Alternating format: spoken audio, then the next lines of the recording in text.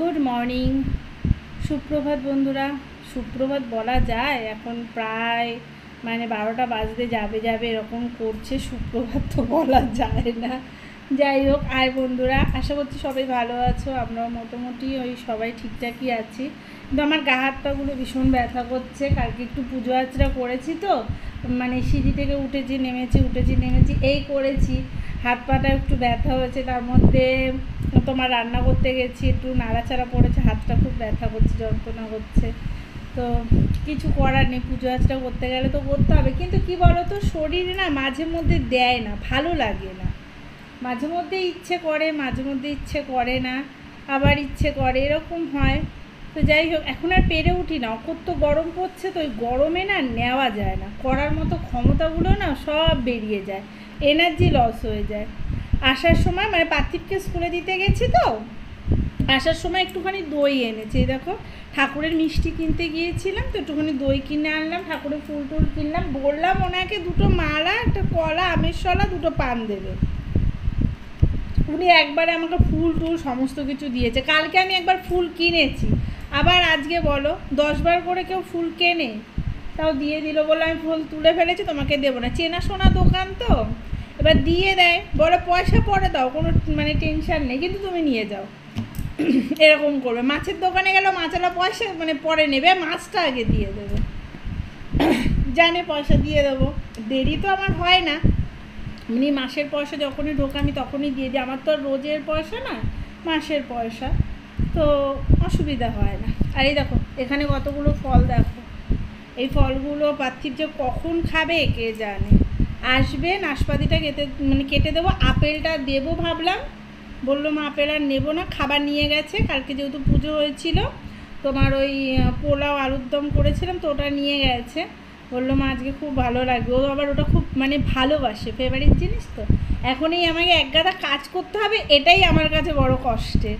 আমার কাজ করতে ইচ্ছে করছে না, কদিন যাবৎ দেখছি কাজ করতে ইচ্ছে করে না, কিন্তু না করলেও তো হবে না, ঘরে সব কাজ পড়ে রয়েছে, এক এক করে করবে। স্কুল থেকে আসার পরে না আমি আর নড়ে চড়ে উঠতে পারি না, এত কষ্ট হয়। চলো ফ্রিজে দইটা রাখি, কালকে পার্থকে একটুখানি দই দিয়ে দেবো। আমি একটুখানি ওই দইয়ের ঘোল করে একটু খেলাম, বেশ ভালো লাগলো। অনেক দিন পর খেলাম তো। আসার সময় রোজই ভাবি দই নিয়ে আসবো, মাঝে মধ্যে মনে থাকে নিয়ে আসি, মাঝে মধ্যে মনে থাকে না, হয় না।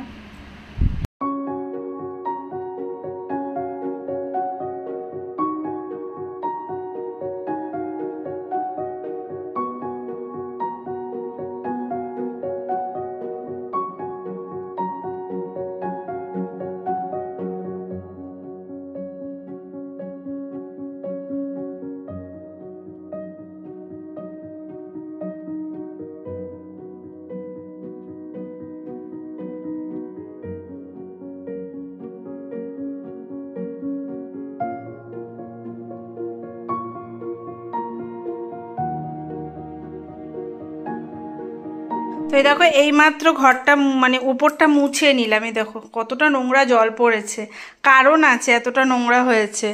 আর এই জায়গাটায় আমি একটুখানি প্লাস্টিক থাকে তো, এগুলো একটু ঢাকা দিয়ে রেখে দিই।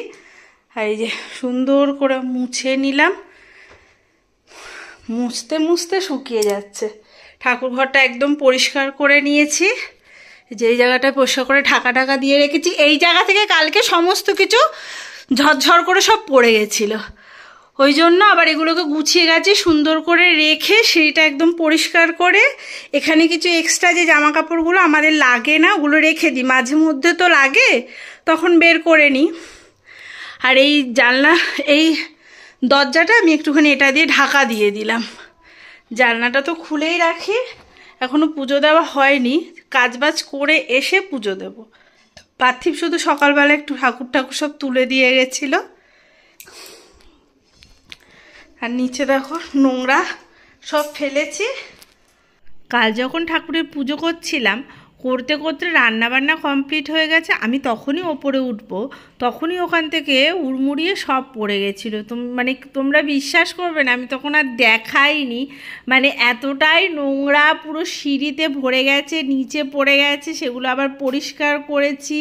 তারপরে আবার নিজেকে চেঞ্জ করেছি, তারপরে গা হাত পা ধুয়ে ভালো করে গিয়ে আবার পুজো দিতে গেছি। মানে এতটা কষ্ট করে আবার যেতে হয়েছে, আমারই ভুল হয়েছে। ওপরে যেহেতু জিনিসপত্রগুলো রেখেছিলাম, ভাতটা অতটা নিতে পারিনি, তার মধ্যে বাইরে একটু হাওয়া দিচ্ছিলো, ওই হাওয়া একটু লেগে গিয়ে নড়বড়ে হয়ে পড়ে গেছে।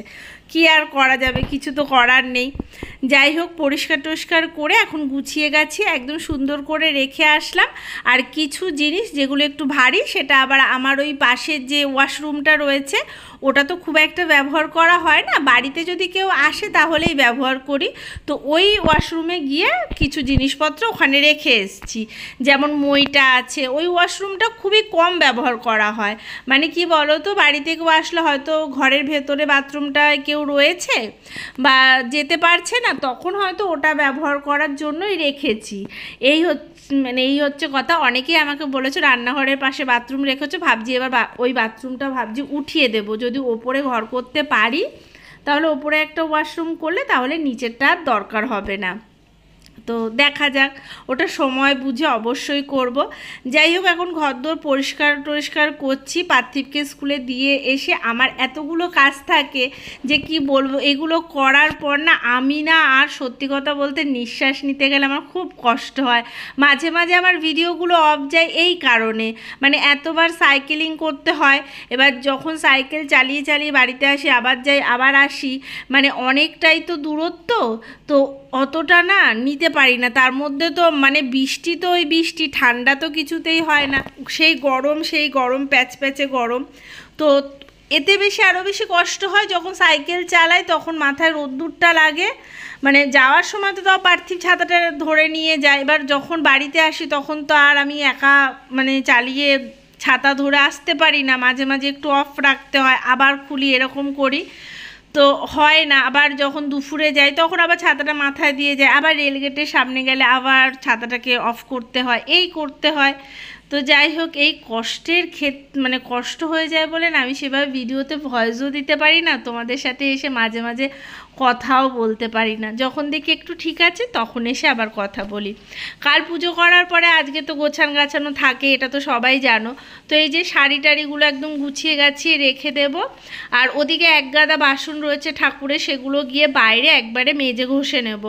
কারণ কি বলো তো, আমার ওই রান্নাঘরে বেসিংয়ে মাজতে গেলে বড্ড অসুবিধা হবে, আর আমার ওই ছোট্ট উঠানে গিয়ে মাজলে অনেকটা জায়গা, তো তাড়াতাড়ি করে মেজেও নেবো, আর কলটায় বেশ জোরে জল পড়ছে, খলবল করে ধুয়ে নিয়ে চলেও আসতে পারবো, তাহলে একটু সুবিধা হবে। আর এই দেখো নতুন একটা গামছা, এই গামছাটা রেখে দিচ্ছি, পার্থিবের এখন লাগবে না, তো বললাম থাক, অনেক সময় দরকারে তো গামছা লাগে, ওই জন্য আবার রেখে দিলাম। এখন এই যে কিছু জামা কাপড় আছে, এগুলো সব গুছিয়ে গাছিয়ে সুন্দর করে রেখে ঘরদোর ঝাড় দিয়ে মুছে টুছে, মানে মুছবো পরে, ঘরটা ঝাড় দিয়ে রেখে বাসন কটা মেজে এসে তারপরে মুছে তারপরে সোজা স্নান করতে যাব। আজকে আবার বৃহস্পতিবারে তো আমার একটুখানি মানে ঠাকুর ঘরে পুজো আচরা মানে ব্যাপারটা তো একটু বেশিই থাকে, ঘট টট বসাতে হবে, তারপরে কি বলো তো স্নান করাতে হবে, প্রত্যেক ঠাকুরকে জামা কাপড় পাল্টাতে হবে। বৃহস্পতিবার একটু বেশি খাটনি পড়ে যায়, কিন্তু আমার খুব ভালো লাগে জানো না, মানে বৃহস্পতিবারের পুজোটা আমি খুব এনজয় করি। আর হ্যাঁ, তোমরা অনেকেই আমাকে বলেছো মামনি খুব ভালো হয়েছে তোমার পুজো, আর ঠাকুর ঘরটা তুমি ওখানে নিয়ে গেছো, খুব ভালো হয়েছে, তুমি একটা সিংহাসন কিনো। আমি বললাম না, ওই সাদা একটা পাথরের সিংহাসন আমার খুব ইচ্ছা আছে। যাই হোক, ভগবানের জন্য আমার অনেক কিছু হয়েছে, তোমাদের আশীর্বাদেও আমার অনেক কিছু হয়েছে। তো এবার শুধু একটা শখ আছে, ভগবানের জন্য একটা আসন কেনার, মানে পাথরের। তো দেখা যাক, হয়তো এটাও হয়তো পূরণ হয়ে যাবে, কিন্তু একটু সময় লাগবে। আমি আবার সময় ছাড়া তো কিছুই করতে পারি না। দেখো, সমস্ত কিছু সময়ের অপেক্ষায়। আমার যেমন সিঁড়ির রেলিংটা এখনও পর্যন্ত হয়নি, সেটাও সময় হবে যখন ঠিক অবশ্যই হয়ে যাবে। আমি কোনো কিছু আশা করে বসে থাকি না, আমি না চাইতে অনেক কিছু ভগবানের থেকে পেয়ে গেছি। তো আমি মনে করি ভগবানের যখন সময় হবে অবশ্যই হয়ে যাবে। তো যাই হোক, ঘরদোর এখন গোছাচ্ছি। আর একটা কথা আমার মনে পড়লো, অনেকেই তোমরা জিজ্ঞাসা করেছো আমার শাশুড়ি মা কেমন আছে। এখন অনেক ভালো আছে। আমি কদিন দেখা করতে যাইনি একটাই কারণে, আমার ভীষণ মানে ওনার ওপর রাগ হয়েছে। সেটা আমার ননদের জন্যই হয়েছে। আমার ননদ মাঝে একবার এসে আমাকে বলেছিল, মা বলেছে আমি শুধু পড়ে গেছি কি আর এমনি এমনি, ছোট মানে মামুনি আমাকে ছোট একটা বালতি দিয়েছিল, ওই বালতিতে আমি হিসি করতে গিয়ে পড়ে গেছি। এদিকে কিন্তু এই বালতিটায় উনি কিন্তু আগেও হিসি করতো, বুঝেছো? তো যাই হোক, এটা তো ওনার মনের ভুল, কারণ উনি যেহেতু ওষুধ খেয়েছিল কড়া ডোজের, সেই ওষুধের জন্য ওনার ঘুমের একটা নেশা ছিল। তো সেই নেশাতে উনি বালতিটা ঠিকমতো জায়গায় রাখতে পারিনি, সরে গেছে, ওর জন্য পড়ে গেছে। এবার এই কথা বলেছে। এবার ওটা শোনার পর না আমার ভীষণ রাগ হয়েছে যে এরকম বললো, আমি এত কষ্ট করি, এত কিছু করি, তারপরে এরকম বললো। তো আমার একটু রাগ হয়েছে বলে আমি দেখা করতে যাইনি। হ্যাঁ, পুজো করেছি, পুজোর প্রসাদও দিয়ে এসেছি, কিন্তু সেটা আমি ব্লগে দেখাইনি।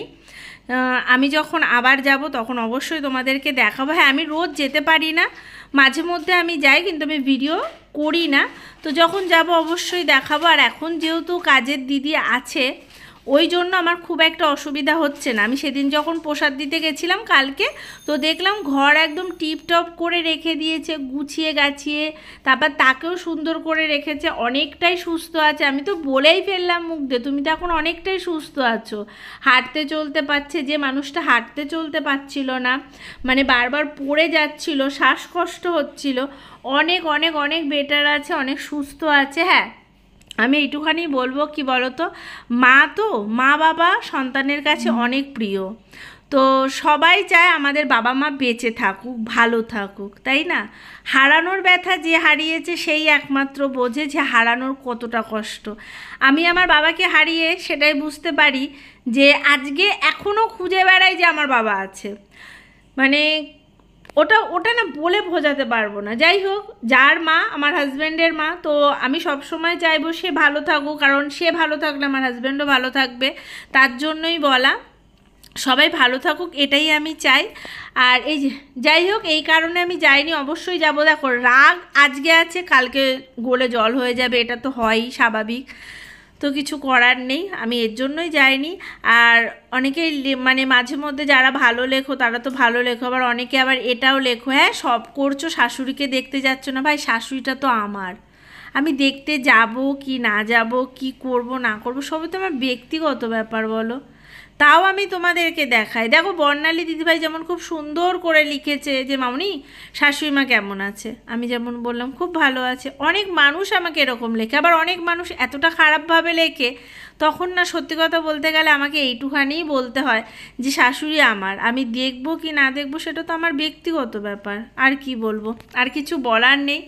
যাই হোক, এখন ঠাকুরের অনেক বাসনপত্র রয়েছে, ঘর যেহেতু নামানো হয়েছে ওই জন্য ঠাকুরের বাসনটা ভাবলাম আগে মেজে নিই, তারপরে আমি ওই মানে পুজোর যে বাসনগুলো, খিচুড়ি ফিচুড়ি করেছিলাম কালকে। ও, খিচুড়ি রান্না করার কথার সাথে সাথে আরেকটা কথা আমি বলতেই ভুলে যাই, পুঁই শাকটা যে আমিষ এটা আমি জানতাম না। ভাই, শাক লতা পাতা যে আমিষ হয় এটা ভাই আমি জানি না, কে ভাই এগুলো সৃষ্টি করে গেছে বলতে পারবো না। তো হয়তো তোমরা বলছো, ঠিক আছে, আমি মেনে নিচ্ছি, এরপর হয়তো আমি আর ওটা করবো না। আর আমিও খুব একটা খিচুড়ি করি না গোপালের জন্মদিনে, কারণ গোপালের জন্মাষ্টমীটা যেহেতু আমি সেদিন করতে পারিনি, তাড়াহুড়ো আমি কি করবো, ওর জন্য ওটা করেছি। আর পোলাও আলুর দমই আমি ম্যাক্সিমাম করি, কারণ ওটাই আমি ঠাকুরকে বরাবরই দিয়ে আসছি যবে থেকে আমি গোপালের জন্মদিন স্টার্ট করেছিলাম। কারণ আমি গোপালকে ভীষণ ভালোবাসি, আমার রাধা গোবিন্দ ভীষণ, মানে কি বলবো, ফেভারিট ঠাকুর হয় না, যেমন অনেকের অনেক অনেক ঠাকুর আছে, কেউ শিবের ভক্ত, কেউ ধরো শ্রীরামকৃষ্ণের ভক্ত, কেউ বা মা কালীর ভক্ত। তো আমি কিন্তু কৃষ্ণের ভক্ত, গোপাল আর কৃষ্ণের আমার ভীষণ ভালো লাগে, খুব ফেভারিট আমার কাছে উনি। তো আমি ওনার সমস্ত কিছু দেখি। সেদিন আবার জানো একটা নতুন জিনিস আমি করেছি, সেটা হচ্ছে মানে অষ্টশতনাম যেটা হয় না, আমি কোনো দিন পড়িনি, আমি সেদিনকেই পড়েছি, মানে কালকে। আমার ছেলেও আমার সাথে পড়েছে, আমার ছেলে বলছে মা বেশ সুন্দর তো। আর হ্যাঁ, আমিও তো কোনো দিন পড়িনি, আমার বইও আছে, আমার শাশুড়ি মা আগে পড়তেন, মাঝে মাঝে আমার কানে আসতো, যেহেতু আমাদের শ্বশুরবাড়িতে ঠাকুরঘরটা একটু ওপরে আছে, দেখবা রান্নাঘরটা নিচে, যখন উনি পড়তো আমার কানে আসতো যে এই শব্দগুলো পড়তো। আর যখন আমি পড়লাম না আমার খুব ভালো লাগলো, মানে এত ধরনের নাম রয়েছে, কি সুন্দর মিলিয়ে মিলিয়ে নামগুলো রয়েছে, তো ওটাই আমার বেশ ভালো লেগেছে। তো যাই হোক, তোমরা আমাকে বলেছো পুঁই শাক আমিষ, তো ওটা আমি হ্যাঁ খিচুড়ির সাথে ওটা তো আমি করি, লক্ষ্মী পুজোয় করি, কারণ আমাদের লক্ষ্মী ঠাকুর আবার মাছ খান, ওর জন্য আমাকে পুঁই শাকটা করতেই হয়। গোপালকে আমি খুব একটা দিই না, তো কালকে আমার দেওয়া হয়ে গেছিলো। যাই হোক, তোমরা বলেছো ওটা আমি আর হয়তো অন্য কোনো দিন আর করবো না, লক্ষ্মী পুজোয় তো করবোই। তো যাই হোক, এই যে এখন পুজো আচরা দিচ্ছে, আজকে ফুলওয়ালাকে বললাম ফুল নেবো না, তবুও দিয়েছে এক গাদা ফুল। আর কালকের ফুলগুলো দেখো একটু জল লেগেছে, মনে হচ্ছে পচে পচে গেছে, কি আর করা যাবে, পচে গেলে তো আর কিছু করার নেই। তো চলো পুজোটা দিয়ে নিই, তারপরে কথা বলছি।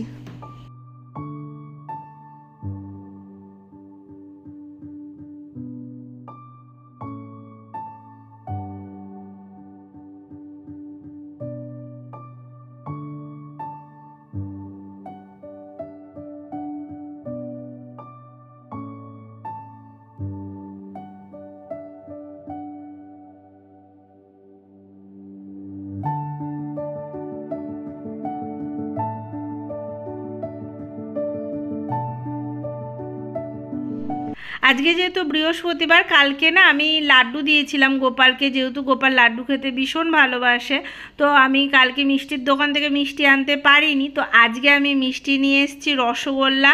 গোপাল আবার রসগোল্লা খেতে ভালোবাসে কিনা এটা আমি জানি না, আমি বইতে পড়িনি, কিন্তু লাড্ডু ভালোবাসে এটা আমি জানতাম। তো কৃষ্ণকে এখানে দিয়ে দিলাম, গোপাল কৃষ্ণ রাধা গোবিন্দ আমার ওখানে দিলাম, আর ওখানে হচ্ছে ওনারা যে সব ঠাকুর রয়েছে তাদেরকে দিয়ে দিলাম। তো চলো আমার ভিডিও আজকের মতো এইটুখানি থাক, কারণ এরপর আমি খাওয়া দাওয়া করে বেরোবো। তো ভিডিওটা কেমন লাগলো অবশ্যই কমেন্টে জানিও। কাল দেখা হচ্ছে, আজকের মতো এখানেই টাটা, সবাই ভালো থেকো।